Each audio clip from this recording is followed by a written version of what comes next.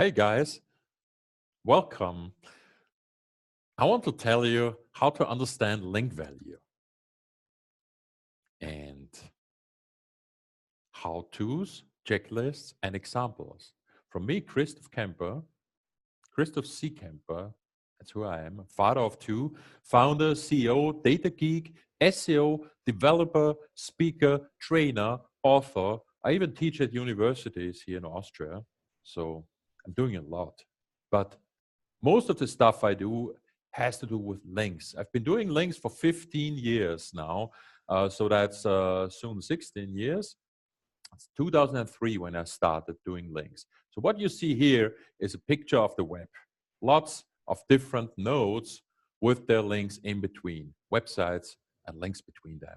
Google cannot not see that, and any other search engine.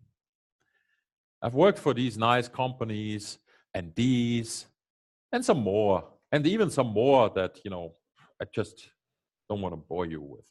I'm the founder of Link Research Tools, and if you don't know Link Research Tools, you probably know Link Detox, which is a part of Link Research Tools, only for link audits, for understanding the risk of a link, of a domain, of a website, and to complete the picture of recover, protect, learn, and grow about your SEO and your links.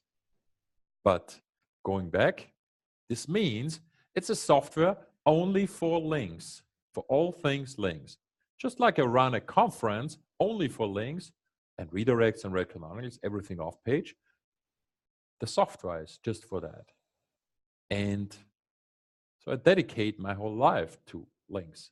And this is why I pay so much attention to getting the best data possible for me and my clients. I started out with a simple problem. The data was incomplete, inaccurate, many months or years old. And so that's what Link Research Tools does, is combining many different link data sources, 25 at the moment, and external link data sources, and recrawling them, combining them, taking out the duplicates, cleaning it up, and recrawling it. So you get, at a point in time, one snapshot of your backlink profile. And if you pick the complete mode, it really is complete. There is a basic mode that we also have that you can use for refreshes during the year, but you need one complete backlink profile. And you cannot get this anywhere else on the planet. No other software provides you a complete backlink profile. So how to look at a link?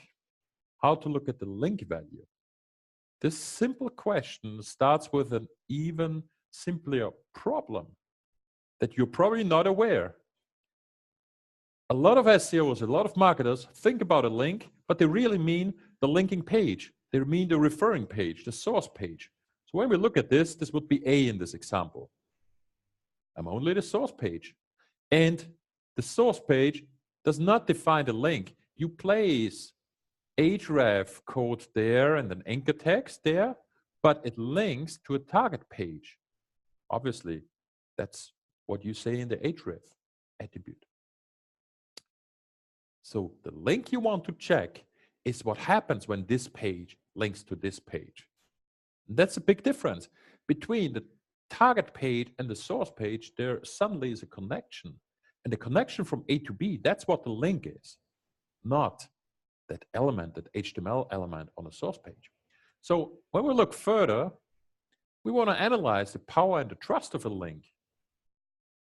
But let's first try to understand where the problem of only looking at the source page in so many minds and so many software products, tools, comes from. When I started in 2003, there was Google TOOLBAR PageRank. We had a little plugin, a little extension to our browser where we would see a green bar. And the green bar said, for instance, 5 or 6 or 7. And then it said 8. The higher, up to 10, the stronger and more trusted it was by Google. Somehow, Google told us to a very good precision how valuable that website was in our SEO efforts. And they shut it down. Well, actually, only 10 years later, 2013, it stopped working completely, but it took another 3 years for Google to confirm that. Doesn't mean they have something like PageRank or called PageRank internally. The point is, We as external people, as companies doing marketing, as individuals doing marketing, did not get that information anymore. So that's why external evaluation is so important.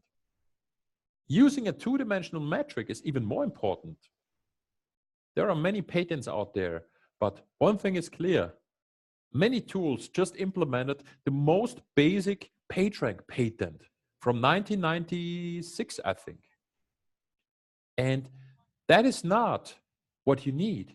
You don't want just one dimension that follows a more than 20-year-old patent that Google probably never used anyways for many, many years. TrustRank is a patent that is very, very popular and is what Link Research Tools offers in LRT Trust. It's a two-dimensional metric. Now, suddenly, you can understand between the difference between a weak link and a high potential link. Yeah. And my watch is listening too. Isn't that great? Hey. My Samsung Galaxy couldn't answer the question. So I guess you better listen to me. Let's take action. When we look at a link and we understand the difference between a weak link and the high potential link here, the first priority is to look at all these high potentials and make them superstars. How? By linking to them. One or two links can help that. Most of the links that you have probably don't have any direct links going to them, no external links going to them. You can change that. It's in your power. You just have to see these opportunities. If you look at a simple link metric that only looks one-dimensional, DAPA, for example, that's just one dimension. It's on a scope of page and domain, but we have that too on page level and domain level and root domain level even. Yeah, and yeah, build links to them. Page that is linking to you. NITRO links, on the other hand, is what we use to call links that have a very high power, but very little trust. Typically SEO spam links that are very strong in the short term look like that. And we can, understand if these are such high-risk links, NITRO links. And so should you. You should be careful. The weak links, on the other hand, are very different to the high potentials. You shouldn't care too much about. But let's now talk about the risk of a link. We only had, power and trust, but what's the risk? We introduced with Link Detox in 2012 a system that analyzes the risk of a link to help understand which links are hurting me in the Google Penguin algorithms. In 2012, Google really started draconic measures to penalize websites for shady links, for links that were violating their guidelines. For you to understand, until 2012, bad links usually did nothing. They just did nothing. They were not toxic. They were just not helpful. And that changed in 2012. And so link building changed in 2012 as well. And this is why a lot of people, even nowadays, say something like, oh, links don't work. What they really mean is links don't work like they used to work when I started. And I can confirm that. They don't work like they did work when I started. That's the important point. So you need to watch the risk for all your links, not just one. All the links that you have, all the links that you lose, all the links that you gain, the new ones. And we have a gauge here that goes from a 0 to many thousands, but everything above 1,000 is a penalty risk. Yeah? And you probably know this gauge, this tacho here already. And we also visualize if the link audit that you did, if the backlink profile that we know about is big enough. As you can see here in this example, we actually don't have the complete link audit done. We don't have the complete backlink profile. And what that means is that the accuracy of what you look at is not maximized. My company, my bread and butter, should not have a partial link audit, a partial link profile for all the estimations. First thing that I would do is click on get the complete link. Yeah. On the recommendations, this is part of our new product, a new generation that we're launching very, very soon, what you see here. If you're an existing LT user, then you will like this a lot. But to come back, the ratio of risk matters. Detox risk and the ratios of relations of very risky links to very low risk links matters. It's not one link, it's not two links. It's really how they relate to each other. Building links means checking links. Like I said, in 2012, everything changed. The game of link building changed. Okay, but how do we do that checking of links? A simple link check for everyone is free. We have a free browser extension. It's called LOT Power Trust extension. You can download or install it in your browser, in your Chrome browser, in your Firefox browser, and you can download it here at this link, lot.co/powertrust/techintrox. However, if you are an Edge user or if you're working on a Mac, I'm sorry. We will never bring a Mac version until Mac doesn't open up to web standards. Actually, we experimented with Mac some years ago, and they shut it down even more. It's just not an open system. And because of that, I encourage all Mac users to use Chrome or Firefox. This is where the extensions work wonderful. Okay. Oh yeah, and to go back to the extension, you see power and trust for the domain, power and trust for the page, and you see the number of backlinks, the number of referring domains for each domain, for each page that you visit. As you visit a page in your prospecting, in your research, no paid tools needed yet. Simulation of link risk is possible. I said we can understand the risk of a link that is there, but we can also understand the risk of a link before it's there because we have all the data points. So you can analyze whole lists of links with LOT. The simulation of links that you would get. In the past, we had this for many years, and we used a bulky abbreviation called LORT that is still available today under this name. But a link risk simulation is so much easier to speak and listen to, right? So simulating links is not only to understand, what is a link's risk. It would also mean what if I take links away. Best example is our ignore list or the disavow list that everyone uses. Applying a disavow and then calculating the risk, the remaining risk, is just another simulation. And so we have the feature to support multiple lists added. So for instance, if you have one link building company here and another link building company there, make sure they give you a list of opportunities before they do the outreach, and you tell them which links to get. This is what our best performing clients, our happiest clients do, checking thousands of link opportunities every week just to buy the 10 greatest ones for 3 times the money, 5 times the money. Doesn't matter.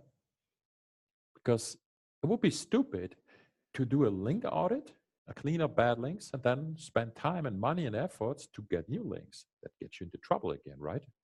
So when you apply all of that, you would just see that it's in simulation mode, and you see the detox risk being still okay, very okay, actually. And when you look for competitor links, your competitors have so many links, and it's a common tactic that you go and look at your competitors' links to get the great ones. But which of those are the great ones? All of that has changed. And when you look at this example, a typical link intersect function here, your competitors' links may be too risky. If that link that me and all the other competitors here have has a high risk, more than 1,000, I would disavow it. There are many other data points that you can look at, but judging on this, I would disavow this. So if you have 4 of your competitors having a link, would you click the add button here? Would you want to build that link? Add this to your goal list? No. Because we simulate the risk would be even higher than the one that we just disavowed. It would be stupid to try to get that link. That's the reality. And this is what companies are doing today. They are on the one hand, trying to get rid of some, spammy links, and at the same time, doing bulk outreach for bulk link building, get some links, and maybe get into deep trouble with that. So this is what we solve. And also a competitor's risk and the disavows can be simulated. We have the risk for each competitor domain and a simulated disavow. That's a usual question. Oh, I don't have the disavow file of my competitors. Of course. But we have clients that say we don't need that anyways. Because we got link research tools and link detox. We have a system that has been trained since 2012 with Google data, Google penalty data, example links, user signals, ratings of links, and all of that trained in machine learning since 2012. We are better than many others, better than humans estimating a disavow file than doing it by hand. Of course, you can always do it perfect. But for an estimation, for a competitive research, a simulated disavow file is perfect. And this is possible today already. It has been possible for years, actually, in the C detox component, if you're an existing user, right? So if you have a question about that, just call or send us an email, and we'll show you how. But looking at the simulated detox risk of your competitors is one thing. Understanding that the precision gets higher, the bigger the backlink profile coverage is the second important point here that you see. And when I look at my winner, that I only have 12% of his potential backlink profile analyzed, I probably want to increase that coverage. I want to see the full picture, doing a complete backlink profile audit. If you decide that you trust these numbers, then this is totally up to you. But we try to show you. Yeah, that's how it works in the next generation of link research tools. And something that we also show you here with a new freshness indicator. How fresh is your data? I told you, some of the link databases give you up to 5-year-old data. And that's not what link research tool stands for. So we recrawl it. We crawl it initially when we get the data and crawl it. And then the data is 1 hour fresh. And it's totally up to you how much you want to, let it rot over time, maybe a week, maybe a month, maybe a year, maybe 5 years. We express this with the freshness indicator. So, but going back to the link, now we got the source page, we got the target page, we understand the risk of a potential link. Which anchor text should we use? We need that information. And there's no one size fits all. Should it be a brand money keyword or a brand keyword or a money keyword? There is no 80-20 rule in link building. You need to check your competitor link profiles. And that's also functionality we support for many, many years. I think we started doing that, anyways, years ago. But looking at your competitors, you see in this example, your competitors have 92% brand keyword links. If you have 75 and have 12% money keyword links, 6% compound keyword links, you stick out like a red flag. You don't want to do that. Your backlink profile shouldn't look like that. You want to blend in and be a little bit better. So do you have a system to check your links and especially your redirects on an ongoing basis? Who's checking your redirects? Ongoing. And why? Why would I check my redirects and those of my competitors? For link research tools, we got a URL shortener, lrt.co. We got link research tools DE that we're migrating over with redirects. Fair enough. We actually got a lot more domains. And yeah, I also got competitors that I'm tracking. Because redirects can pass penalties. There are toxic redirects that has been around since May 2013, where Google flipped the switch and a penalized domain that was redirected suddenly passed over the penalty. And actually, this is an old image. It looks like with the Halloween update based on the feedback and results we got. the 302 is involved now as well. So the penalty passes over. Before that, it was an SEO trick to keep all the shady links and then get rid of the bad issues and only get the good juice, the good stuff over the power and the trust without the risk. So monitoring not only your links, but also your redirects is crucial for the risk that sits in there. And you need to know if a domain that redirects to you actually is running risk of a penalty. And if you're not monitoring that, you suddenly have a negative attack vector. Someone could send a lot of spammy links to a redirected domain. And something that also got public in 2018 is something we've been tracking since 2015 and actually involved a lot of rebuilding of the database, toxic rel canonicals. Even today in the classic app, we got triggers talking about redirect URLs looking suspicious and rel canonicals looking suspicious and anchor text placements looking suspicious. Specific, in this example, this is from a pharma anchor text. Negative SEO anchor texts, negative SEO in general, have been a big improvement in the last month. Not possible to check a link? It's not possible to check a link without looking at the link. This is the link, the blue thing here. If you're only looking at the source page, I'm sorry. You're looking at the source page and the metrics of a source page. Fair enough. If you say I'm looking at a source page or I'm looking at a referring page, that's what you do. But you're not checking the link. You're not looking at the link in regards to the target page. For example, the target page could also go offline. Then the link is also broken. Many so-called link checkers only look if the source page is there. That's not what the link is about. Okay, a quick checklist for you. You can do this yourself without any tools every time you think about a link. What's the source page? Does it look like it has power? Does it look trusted? What's the target page? Is it relevant to this source page? Would there be a story that I can make up why this page would link to this page? And if not, why would the link be there? What's the justification? And what is anchor text in this case? What would the anchor text in this piece of content be linking to this? And why? Does it fit into my scheme, into my story? What is the competition doing usually in this case? You need to understand your competition because Google understands your competition as well. It's not like you do SEO starting from scratch, following a simple, do this, do that. There is no checklist, 80% this, 20% this. It really depends on your competition. This is why a whole part of the Link Research Tools product is only for competitive research. It's the learn aspect. When you open up the website, you see recover, protect, learn, and grow.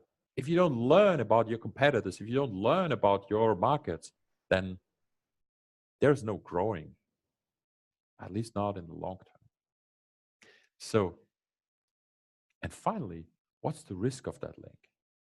Without looking at adding data points, do you feel like it could be risky to have a link there?